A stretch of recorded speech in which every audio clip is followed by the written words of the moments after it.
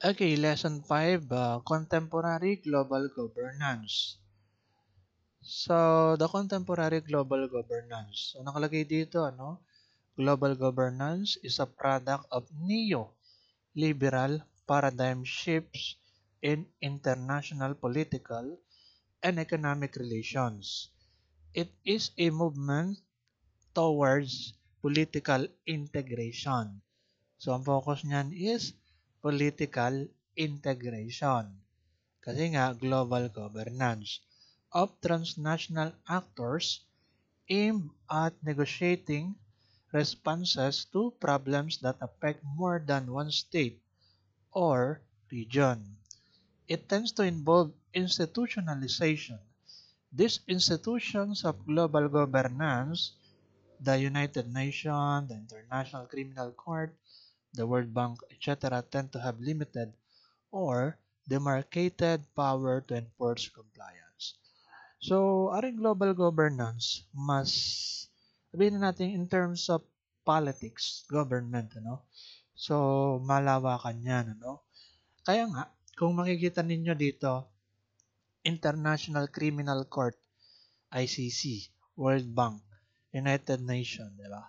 So, yun na lang ICC, usap-usap pa yan sa ngayon kasi recently, in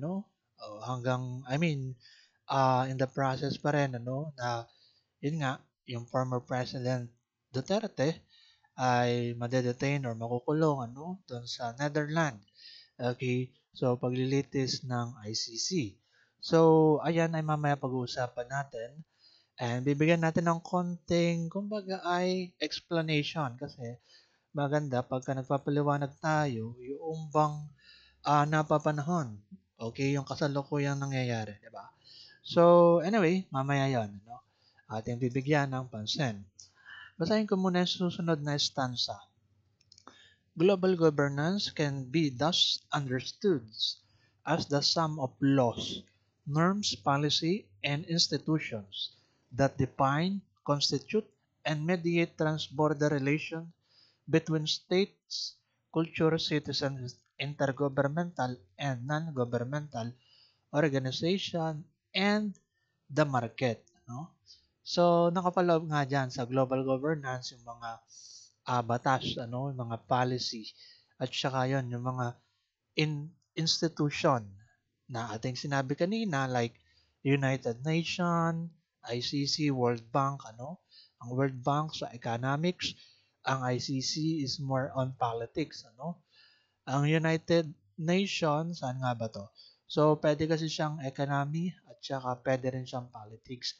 Pero sa tingin ko parang more on politics related, in terms of dimension ng globalization, itong United Nations. So, ayan, mamaya ating bibigyan ng mas malawig or mas malawak na paliwanag sa mga usaping yan, So, dito, nakalagay sa third na stanza or paragraph, it embraces the totality of institutions, policies, rules, practices, norms, procedures, and initiatives by which states and citizens try to bring more predictability, stability, and order to their responses to transnational challenges such as climate change and environmental degradation, nuclear proliferation, and terrorism, which go beyond the capacity of a single state to solve. So, kumbaga, itong tinatawag na global governance ay pangdaigdigan, na pagmamanage or pag-govern nga, So, halimbawa, since part ka or member state yung country mo, halimbawa tayo na lang, ng United Nations. So, ibig sabihin, kapag ka nagka-problema tayo, let's say for example lang to, let's say for example in terms of terrorism. So, meron na terorista sa ating bansa. Katulad noon, 'di ba, yung mga yung Maute Group, ISIS. Okay, mga ganun. So, in case lang in case na hindi natin kayang kumbaga kaharapin, solusyonan, ng ating government yung ganoong situation, yung mga terorista sa ating bansa. So, diyan na ngayon papasok yung global governance in which, let's say for example, yung United Nations ay mag intervene or sabihin na natin na tutulong, ano? Okay?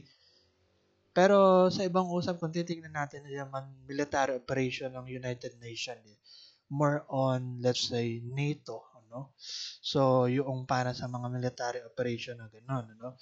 Ang United Nations kasi more on ano kasi yan like kumbaga peacemaking body, something like that. So sa pamagitan ng kumbaga pag-uusap or something, kasunduan, mga ganon. So more on that, yung sinasabi nating United Nation. So anyway, pero still, syempre, merong connection pa rin yung United Nation in terms of military forces, sa ibang bagay, masasabi natin. Now, so the thing is, ito nga, climate change, environmental degradation, nuclear proliferation, yung mga ganun, So kapag hindi na kaya ng isang state, so ito na, global governance kung tawagin, in which katulad ng United Nations, kung part tayo niyan, syempre part naman pala tayo niyan, Okay, tayo bilang Philippines. Okay, remember na 193 member state ang kabilang sa United Nations. Alright, now, siguro i-open up ko yung usaping ICC, Okay. Pero bago pala yun, ay dito sa ating kabilang notes nakalagay is sa usaping global governance is to be considered political, social, cultural, and economic agents or groups that have trans-societal relation across borders. So they pursue their goals somewhat independently or governmental consideration. So global governance is not a singular system. Tandaan niyo yan ha. Ang global governance is not a singular system. So, kinapapalooban niya ng iba't ibang bansa para masabi natin global governance. Let's say, for example nga, yung United Nations, so 193 member states, ibig sabihin, nagkakaisa sila dapat para sa peace making, okay, or security, peace and security ng member state, So, yun ang binabanggit diyan sa global governance. Kaya sinasabi is not a singular system. There is no world government, but the many different regimes of global governance do have commonalities. Okay. So now, I think pwede ko nga ma-open up na ngayon yung usaping ICC or may tinatawag tayong ICJ. By the way, ito take down notes nyo kasi possible nakasama to sa ating midterm examination next week. So, the leading institutions in charge of global governance today is the United Nations. Tandaan nyo yan ha, or take down note nyo. The leading institution in charge of global governance today is the United Nations. Kasi nga, ang main mandate nun is to preserve global security, no? Yon. And the goal of global governance, roughly defined, is to provide global public goods, particularly peace and security, justice and mediation system for conflict, functioning market, and unified standard for trade and industry. Alright. So, dito, global governance, yung ating tinatawag kaninang ICC, hindi na natapos yun, Alright. So, the International Criminal Court, Meron tayong tinatawag na International Criminal Court and the International Court of Justice. Magkaiba yan ha. Okay? Pero parehas naman siyang base sa Hague, Netherlands. Okay? So, ano kasi, sa situation ni former President Duterte, okay, so sa kanyang kalagayan na siya ay, kumbaga, makukulong na, no? Okay? So, ganito kasi yan, So yung ICC muna, kung i-define natin, focuses on prosecuting individuals for serious international crimes like genocide, crimes against humanity, war crimes, and aggression. Ulitin ko lang ha, ang ICC focuses on prosecuting individuals for serious international crimes like genocide, crimes against humanity, war crimes, and aggression. So, in this case, kapag ka ICC, ang dating nito is, siyempre, ipapakulong, ano, okay, yung tao kasi meron siyang ginawang krimen na something extreme, ano, let's say for example, pumatay siya ng maraming tao, ano. So, sa case ni Duterte, yung EJK, ano, so, sa ngayon dun sa pinapataw sa kanya na kaso, no? So, kumbaga, crimes against humanity, ano, maari yung sa kanya. So, ayun. So, the ICC can impose prison sentences, order fines, and seizure of assets derived from the crimes committed. It also has the power to issue reparation to victims. But the thing is, it cannot impose the death penalty. So, yun ang isa sa rule ng ICC. Pwede lang mangyari is panugutin yung gumawa ng krimen na something extreme, ipakulong siya, pero hindi pwede na impose yung death penalty sa kanya. Okay? Parang ganon sa ICC. So, the thing is, by the way, itong ICC, this court was established by the Rome Statute. Di ko alam, maaaring naririnig niyo yung ganong usap, ano? So, Rome Statute, ano? This treaty was negotiated within the UN. Negotiated lang. It created an independent judicial body distinct from the UN. Tandaan nyo ha, ito ay permanent international court established by the Rome Statute. So, an international treaty. But the thing is, hindi siya sakop or handle ng United Nations. Negotiated lang siya within the UN kung tawagin. So, ang sakop or sabihin na natin principal organ of the UN or yung parang pinaka sabihin na natin justice system ng United Nations is also known International Justice, Court of Justice, something like that, ano? So, ayun, magkaiba yung ICC sa International Court of Justice. Okay. So, i-differentiate lang muna natin bago tayo dumako dun sa part kung saan yung kasalukuyan na pangyayari, ano, sa ating bansa. Okay, in which yun nga yung tension, okay, and also yung nangyari na nga na si former President Duterte ay patungo doon sa Netherlands, ano, para litisin, para ikulong, something like that, ano.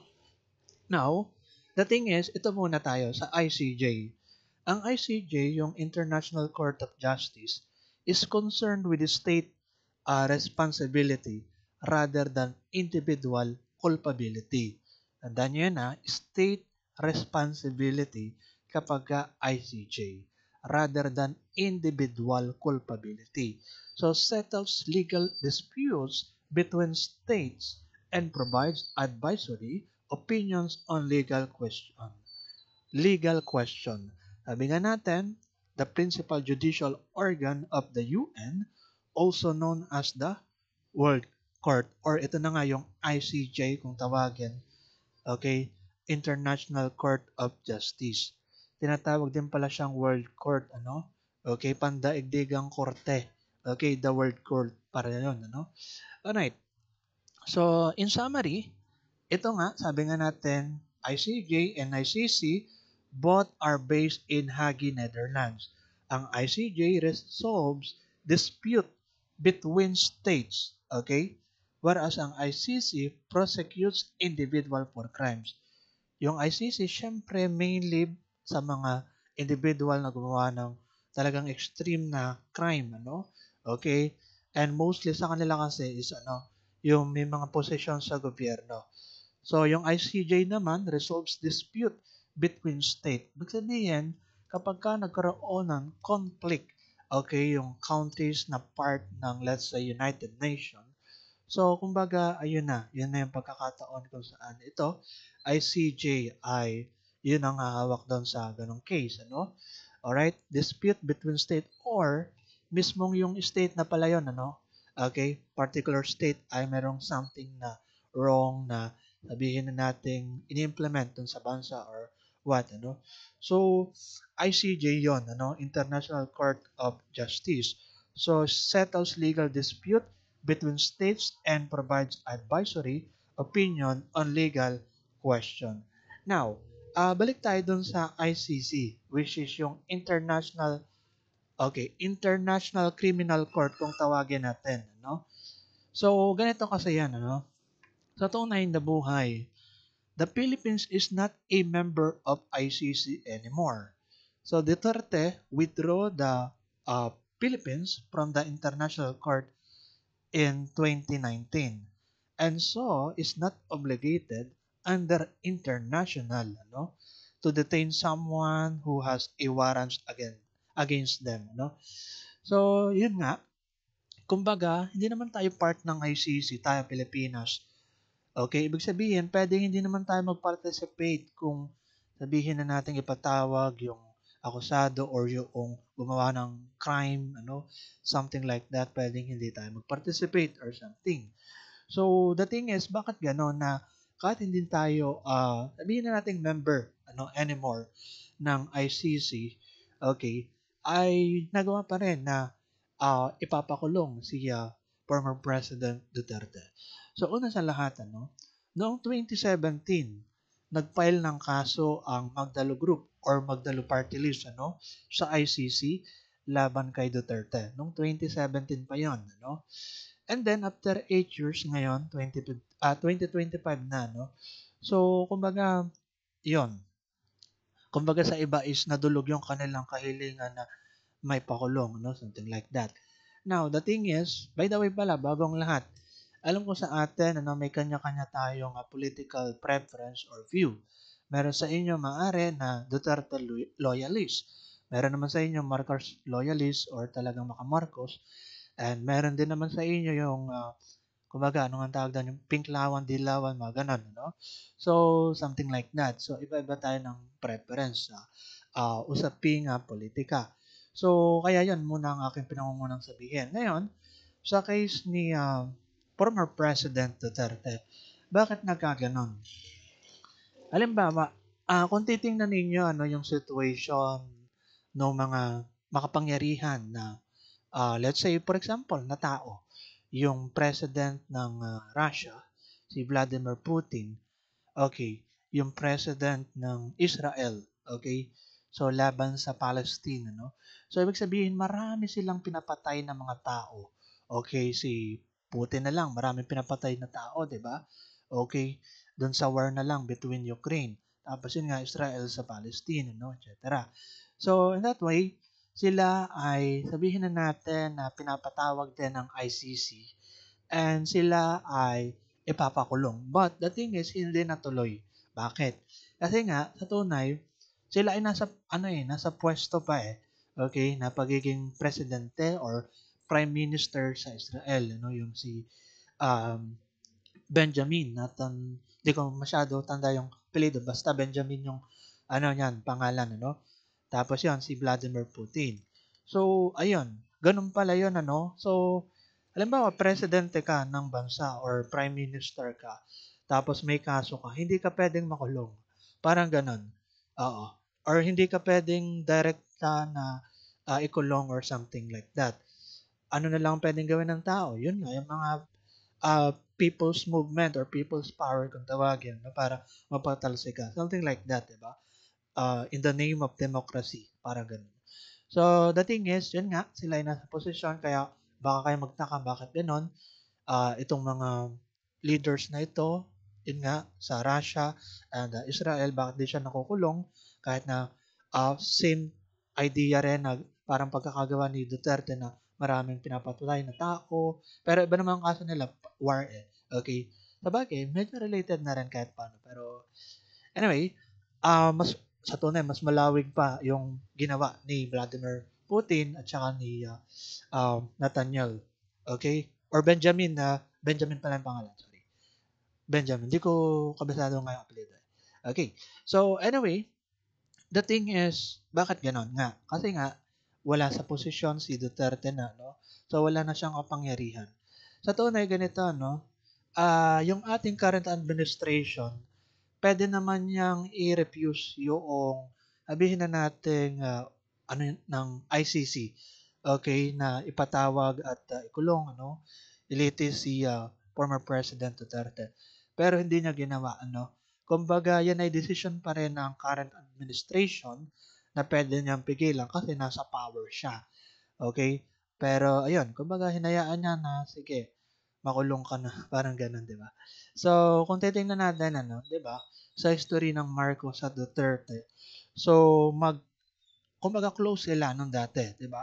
So, nung panahon ng kampanya si Inday Sara, no, Duterte, okay, and President Marcos ngayon, nung una, di ba, nung campaign pa, okay, campaign election, so, kumbaga, tinatawag pa nga ni Inday Sara, ano, or sinasabi na I love you doon kay Marcos, ano, something like that. Sobrang ano sila, parang malapit, ano.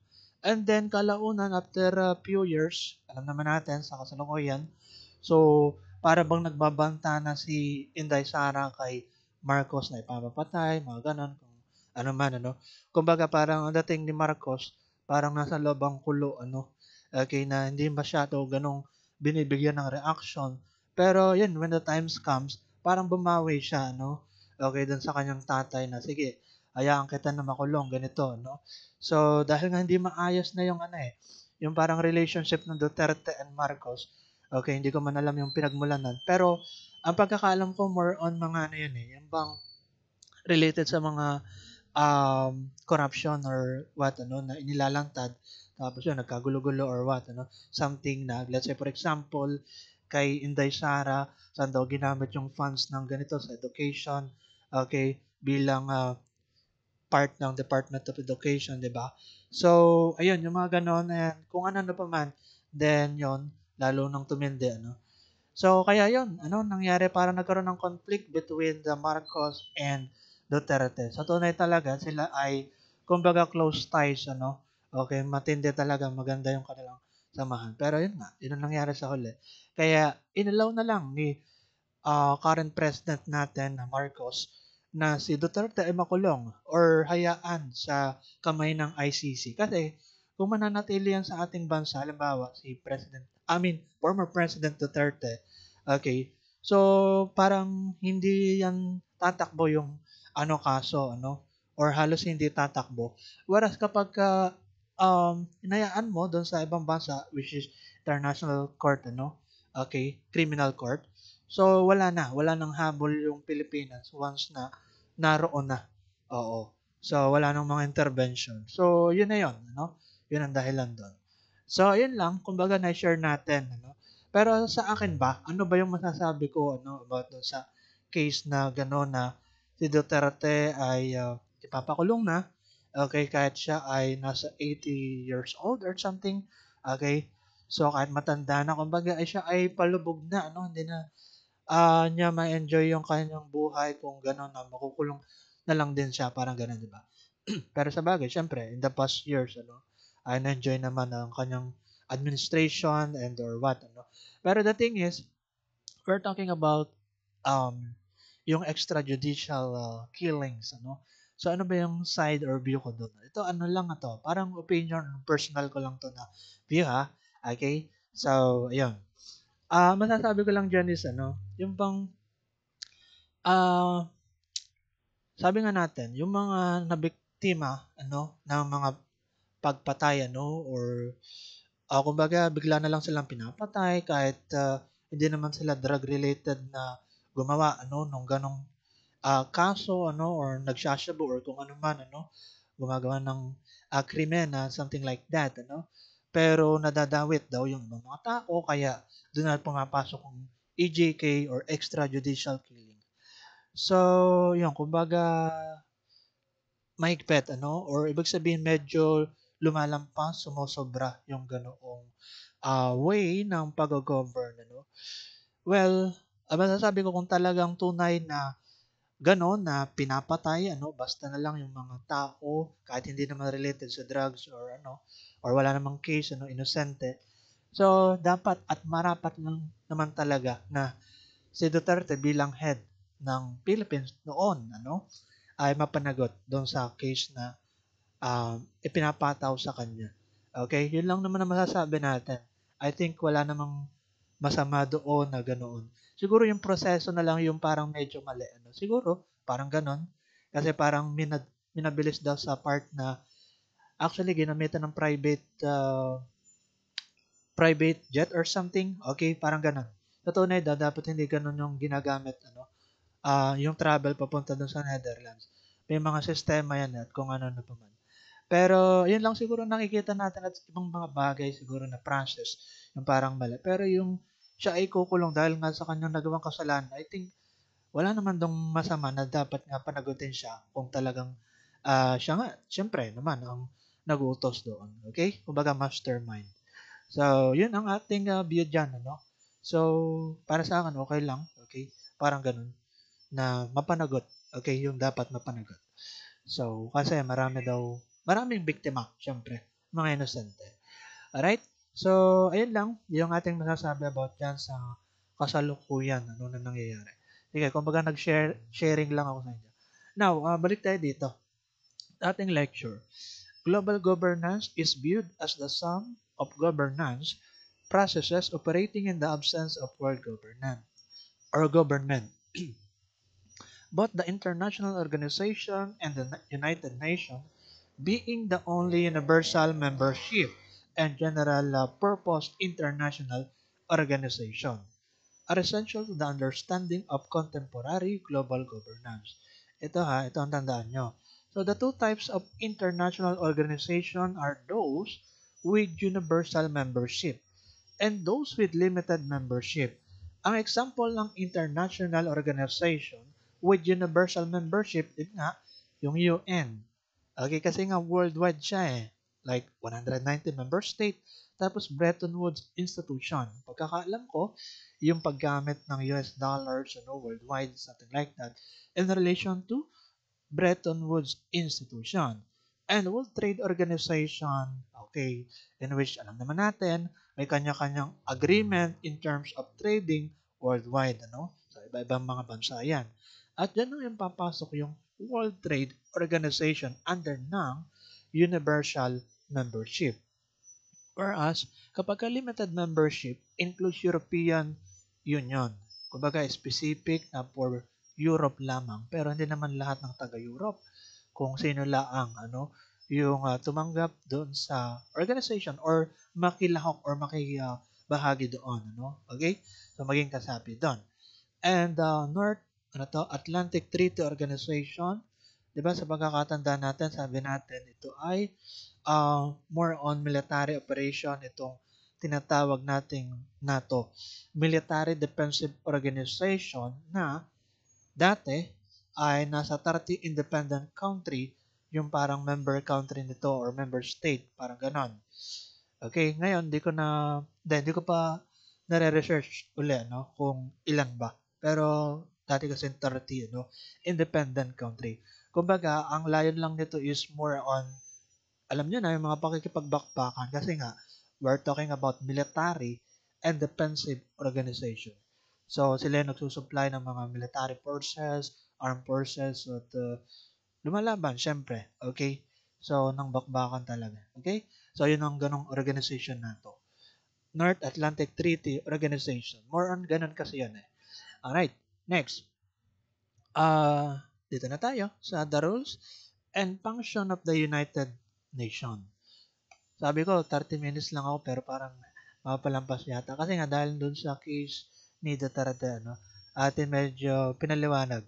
Okay, so dito, the rules and function of the United Nations. As an intergovernmental organization, the United Nations is tasked to promote international cooperation and to create and maintain international order. So, UN or United Nations in the world of politics has the roles of preventing and managing conflicts, regulating armaments, championing human rights, and international humanitarian law, liberating the colonized. Ayun, tinitingnan din yan, ano, kapag ka kino-colonize, ini-invade. Providing yung isang bansa na member country or state, ano, providing economic and technical aid in newly liberated countries. Ito na nga, kaya kung mapapansin natin, ano, sige, mamaya pala, organizing election, empowering women, educating children, feeding the hungry, sheltering the displaced and displaced, housing the refugee, tending the sick, and coordinating disaster relief and assistance. Ito yung parang mga pangunahing goal ng United Nations. Ano? For main purpose of the UN Charter, ano? Written by or written grant by a country's legislative or sovereign power, by which an institution such as company, college, or city is created and its rights and privileges defined. So, una, maintaining worldwide peace and security. So, yun na nga yung pangunahin na goal ng United Nations. Okay, ma-maintain yung kapayapaan sa buong daigdig. Hindi lang sa isang country, maging sa lahat na member state ng United Nations, parang ganun. Maintaining worldwide peace and security. Kaya nga, kung i-relate natin, ano, pagka part ka ng organization, di ba, ang purpose noon ay hindi ka pababayaan. Okay? Kailangan ay secured ka. Okay? Kailangan safe ka kasi part ka ng organization. Kahit naman sa ang organization kung tawagin natin, di ba? So, the same thing dito sa intergovernmental organization na United Nations. Di ba? So, maintaining worldwide peace and security. Then, developing relations among nations. Ibig sabihin, kailangan may connection ka din sa ibang mga kasamahan mo. Parang ganon, kung ating i-imagine, isang organization, kapag ka-member ka, kailangan connected ka, syempre, no? Doon sa kasamahan mo. Parang ganon, di ba? Fostering cooperation between nations in order to solve economic, social, cultural, or humanitarian international problem. So in this case, halimbawa, kung mapapansin ninyo, yung ating bansa, umuutang sa ibang bansa, okay, part ng United Nations, di ba, mga ganon, in which, in that way, so, cooperation between nations in order to solve economic or even social, cultural, humanitarian, international problems. So, yun, kung kaya kayong magtataka, bakit, halimbawa yung Pilipinas ay umuutang-utang ng billion, okay, sa ibang country, nakakautang sila, ano, or nakakautang yung gobyerno natin, ano, sa ibang bansa, tapos, yun, mga ganon.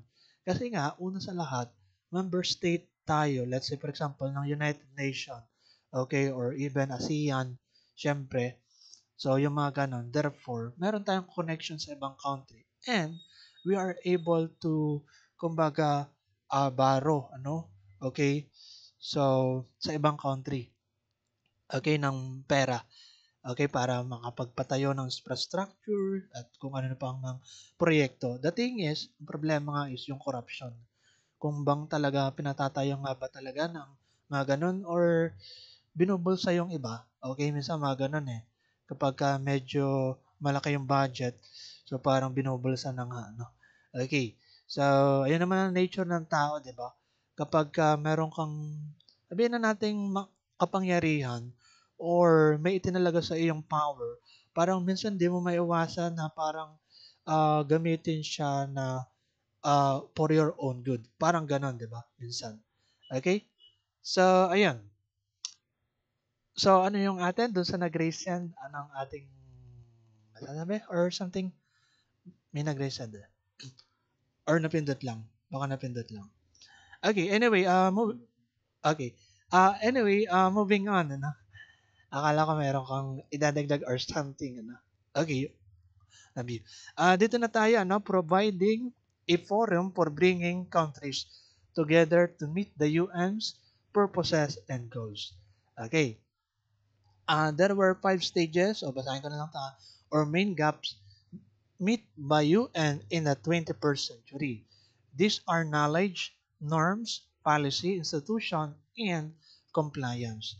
A critical hole in any of 5 stages can cause efforts at problem solving to collapse.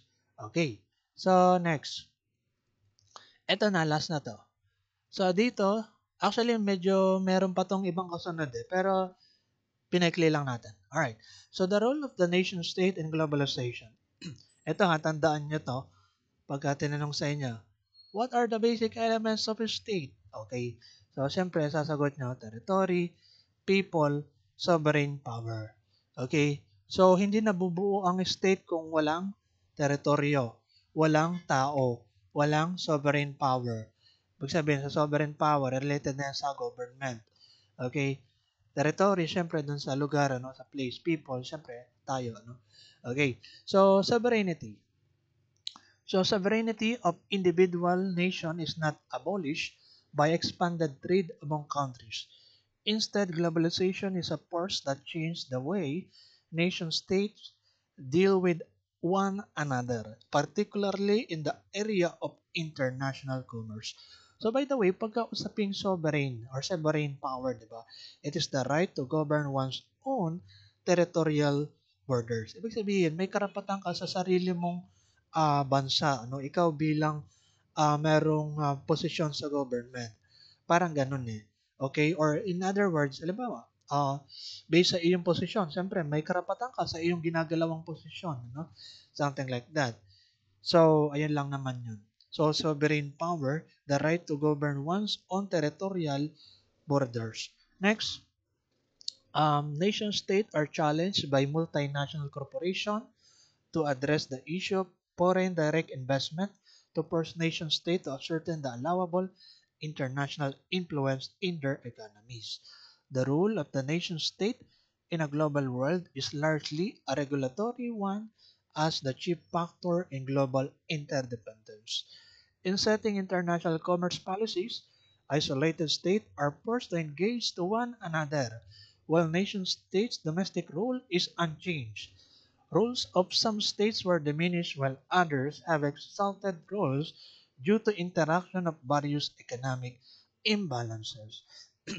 Okay, so I think yun lang yung ating discussion for this particular topic, which is about the contemporary global governance.